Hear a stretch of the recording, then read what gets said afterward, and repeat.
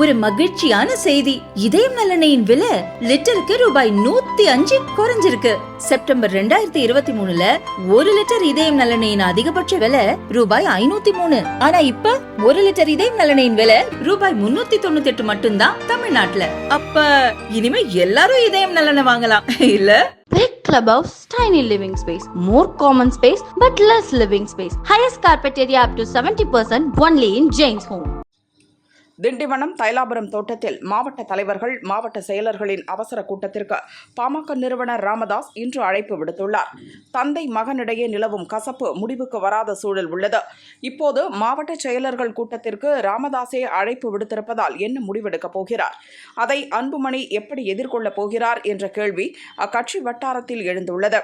இதுகுறித்து கட்சியின் மாநில நிர்வாகி ஒருவர் கூறியதாவது: லோக்சபா தேர்தலின் போது அதிமுகவுடன் தான் கூட்டணி அமைக்க வேண்டும் என சொல்லி வந்த ராமதாஸ் அதிமுக எம்பியான CV சண்முகம் வாயிலாக அதற்கான முழு ஏற்பாட்டையும் செய்து வைத்திருந்தார்.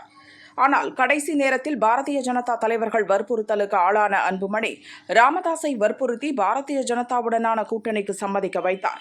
கட்சி முழுமையாக தோற்றுவிட்டதில் ராமதாஸுக்கு அன்புமணி மீது கடும் கோபம். சாதுரியமாக முடிவெடுத்து தேர்தல் கூட்டணி அமைக்க அன்புமணிக்கு தெரியவில்லை என ராமதாஸ் எண்ணுகிறார். அதனால் கட்சியை முழுமையாக கையில் எடுத்து தானே கட்சியின் மொத்த நிர்வாகத்தையும் நடத்துவதோடு தேர்தல் தொடர்பான அனைத்து நடவடிக்கைகளையும் எடுப்பதென முடிவெடுத்திருக்கிறார்.